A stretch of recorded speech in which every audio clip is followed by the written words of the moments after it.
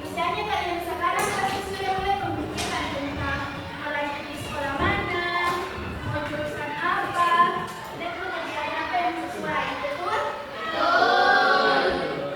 Nah, namun banyak orang yang masih bingung karena mereka belum benar-benar mengenal diri sendiri. Oleh karena itu, sebelum merencanakan masa depan, langkah awal yang harus kita lakukan adalah memahami diri sendiri. Nah, pemahaman diri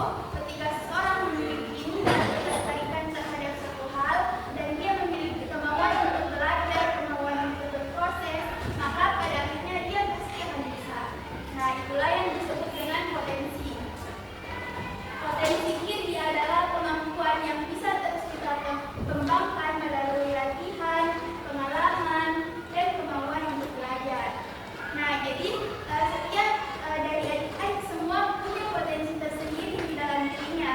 Kalian punya suatu hal di dalam dirinya kalian yang bisa membantu kalian untuk tumbuh menjadi versi terbaiknya.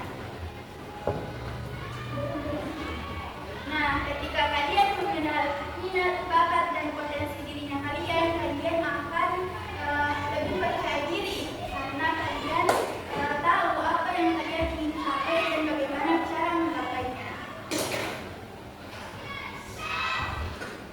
Nah, selanjutnya ada faktor-faktor yang mempengaruhi yang menjadi tantangan dan keraguan dalam menentukan masa depan.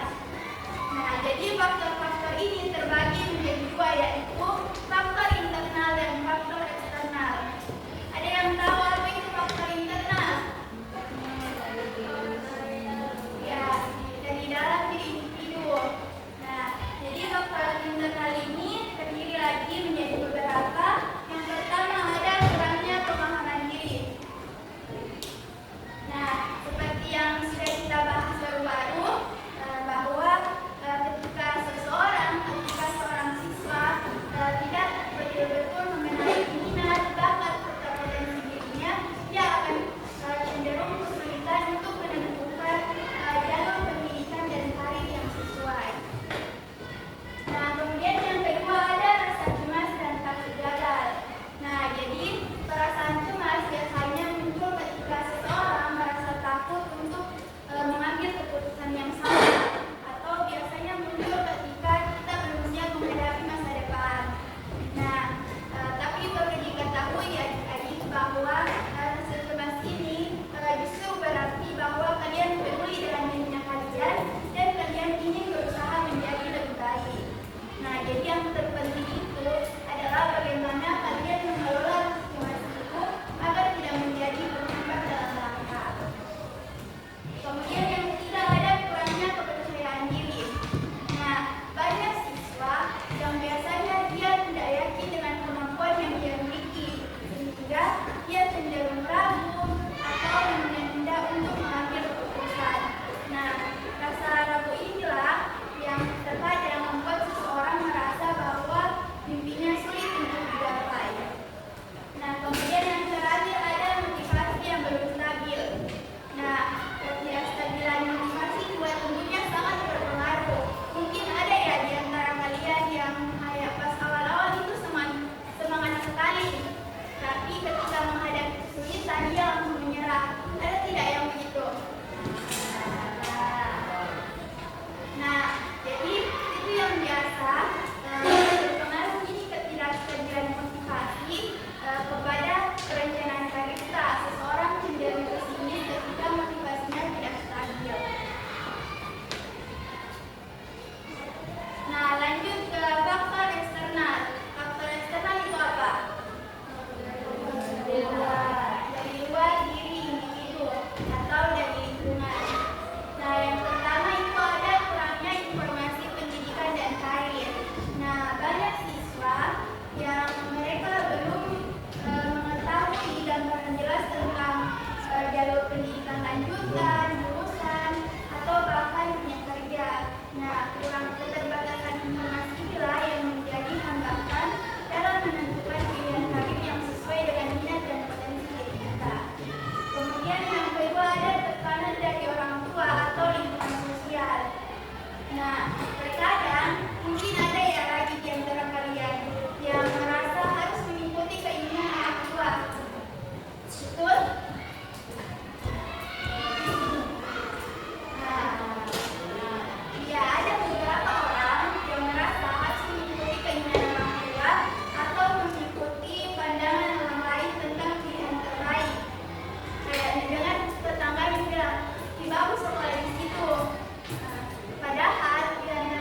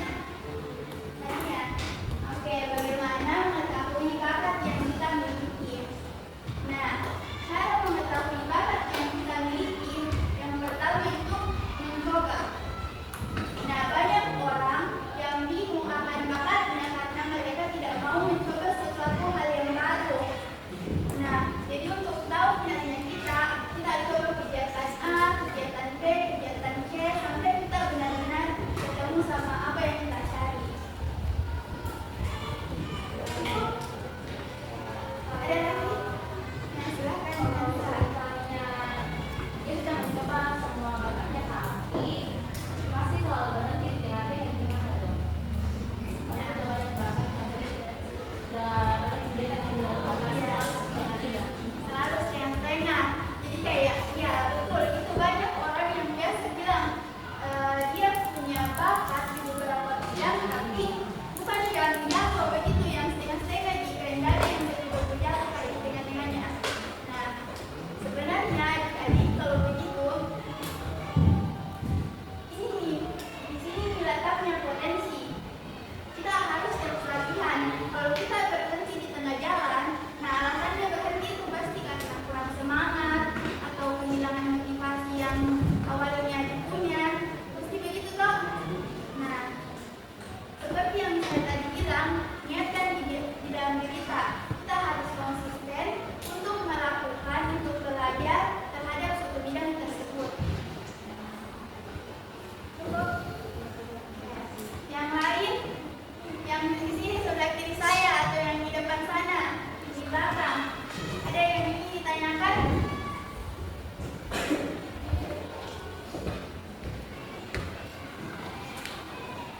Ada yang ingin ditanyakan? Ini laki-lakinya yang terus dari tadi.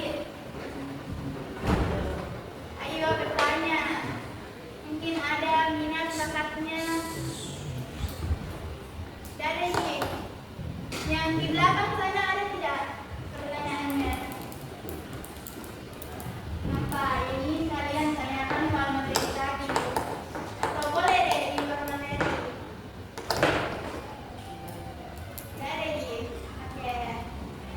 Sudah tidak ada lagi pertanyaan? Oke, sudah tidak ada ya. Jadi sekarang kita melangkah ke permainan ular tangga jelajah mimpi. Nah, jadi di sini tadi berapa orang? 25. Oke, jadi saya mau membentuk 5 kelompok. Satu kelompok itu terdiri dari 5 orang. Nah, jadi kelompoknya saya mau yang tentukannya silakan berhitung 1 sampai 5. Mulai dari sini. Kan kita sekarang ya? dua, tiga, empat, Satu, dua, tiga. Empat. Satu, dua, tiga, empat. Satu, dua, tiga, empat.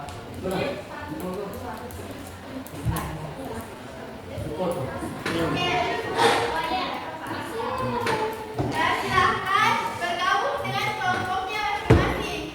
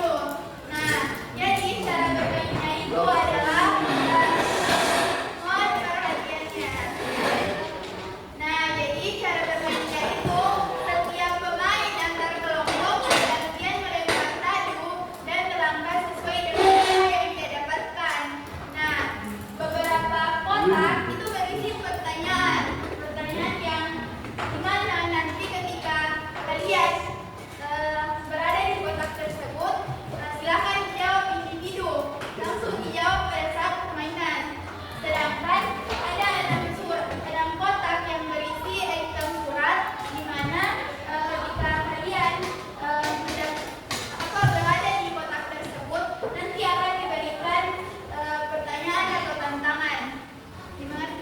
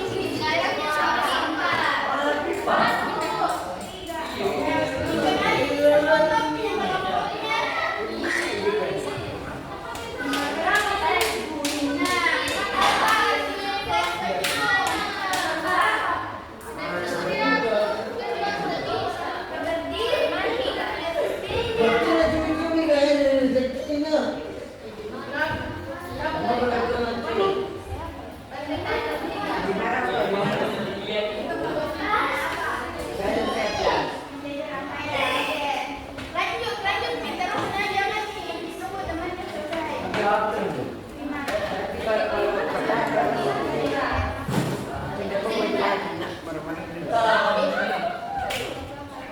tanya kita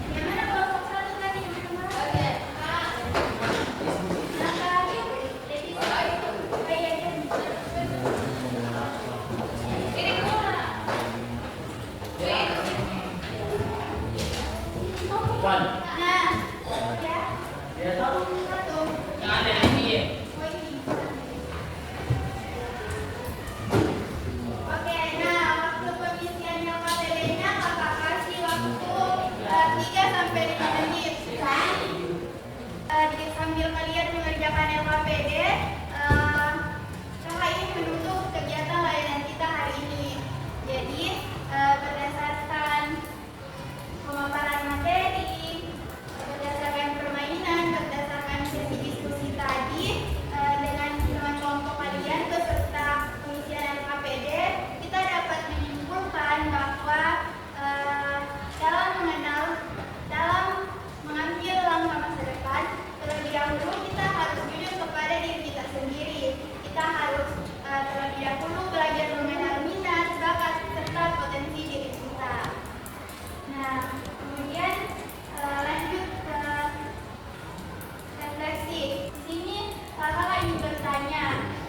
Langkah kecil apa yang ingin kalian mulai minggu ini? Iya, banyak. Ya, sebentarnya angkat tangan. Mulai hidup yang produktif. Ya, ini. Nah, satu lagi. Mulai menghasilkan. Oke, betul sekali. Nah, semoga dari referensi singkat yang adik-adik berikan, ke depannya mulai dari hari ini bisa kalian laksanakan. Kakak ingin menyampaikan kalimat motivasi sekaligus pengingat bagi kalian semua. Nah, jadi setiap dari kalian memiliki potensi masing-masing yang ada di dalam dirinya. Kata Puan adalah bagian wajar dari proses belajar. Yang terpenting adalah bagaimana kalian terus bergerak dan percaya pada prosesnya. Sudah sampai mana ya PPT-nya?